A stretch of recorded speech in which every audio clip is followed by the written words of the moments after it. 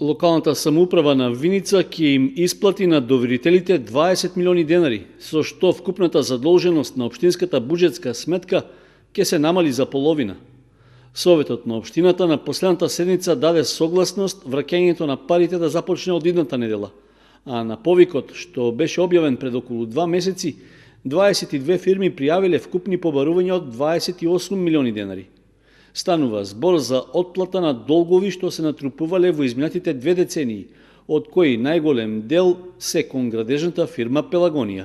Овој долг се влече од 2001 година од изградовата на плоштадот Ангел Винички. Со ова го решаваме проблемот и на фирмата, тоест на АД Пелагонија во стечај, ќе исплатиме сума од 5 милиони денари, што значи дека општина Виница повеќе нема да биде должна на ова предпријатие или на Пелагонија во стечај. Меѓутоа има и други компании, така да јас ќе кажам дека од овие 20 милиони денари или 28 милиони денари колку што имаше побарување, 25 милиони денари се долгови кои што се направени до 2016 година или 2017 година, а 2 милиони денари се после 2017 година.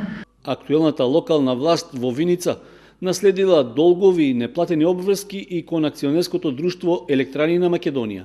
Потоа за проектантски и градежни услуги за улици, за котизација во заедницата на единици на локална самоуправа ЗЕЛС, како и други трошоци.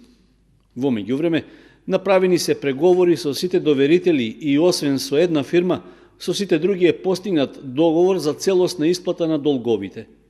Со намалувањето на задолженоста, градоначалникот Димитров очекува значително да се подобри кредитниот рейтинг на општината, а за наредниот период се најавуваат активности за јакнење на незината финансиска стабилност.